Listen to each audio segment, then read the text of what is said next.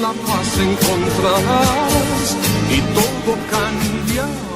Hoy, 2 de junio, celebramos la fiesta de los santos Marcelino y Pedro.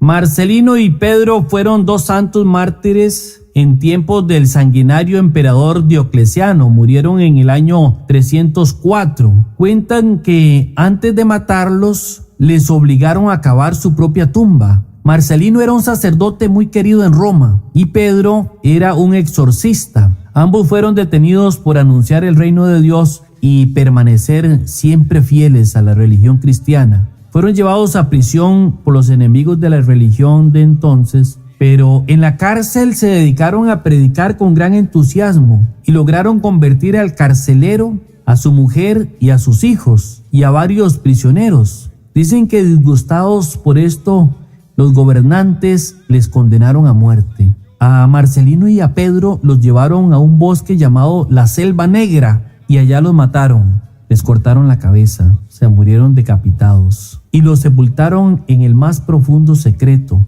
para que nadie se diera cuenta dónde estaban enterrados. Pero cuentan que el verdugo, al ver lo santamente que habían muerto y cómo habían permanecido firmes en la fe hasta dar su vida, se propuso investigar qué era eso que enseñaba esa religión de Jesucristo, que los hacía ser fieles hasta el final. Y dicen que se convirtió, se hizo cristiano, se bautizó y contó dónde estaban sepultados los cuerpos de estos 2 hermanos. Y los cristianos fueron y sacaron los cuerpos y les dieron cristiana sepultura. Tiempo después, el emperador Constantino se había convertido al cristianismo. Ustedes recuerdan que Constantino se convirtió al cristianismo alrededor del 313 y construyó una basílica sobre la tumba de los 2 mártires y quiso que en ese lugar fuera sepultada su mamá, que se llamaba Santa Elena. En el trayecto de ir conociendo la vida de los santos, hemos estado escuchando a Diocleciano, que sabemos solo que era un perseguidor de los cristianos por la fe. Pero en verdad,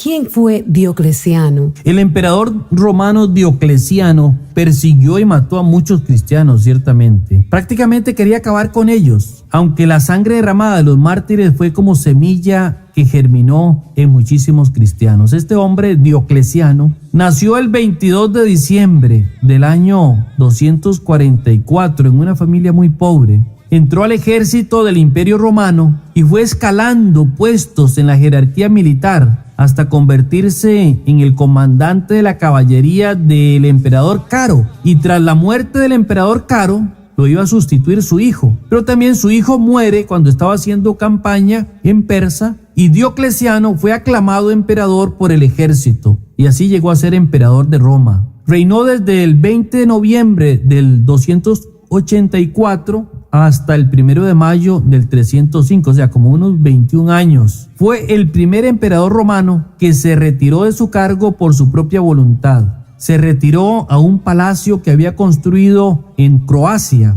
donde pasó los últimos años de su vida, dicen que dedicado al mantenimiento de jardines y huertos que tenía en el palacio. Dicen que murió el 3 de diciembre del 311 y muchos historiadores afirman que sumido en la depresión y en la enfermedad se suicidó, se quitó la vida. Así terminó la vida de este sanguinario emperador romano Diocleciano. Las crónicas antiguas narran que ante los restos de los santos mártires Marcelino y Pedro se obraron numerosos milagros por su intercesión y que la gente le rendían veneración desde tiempos de su muerte, diciendo: Marcelino y Pedro, poderosos protectores, escuchad nuestros clamores. Como que se hizo popular esa frase. Pidamos al Señor que por intercesión de Marcelino y Pedro, también nosotros nos mantengamos firmes en la fe hasta que lleguemos a la vida eterna.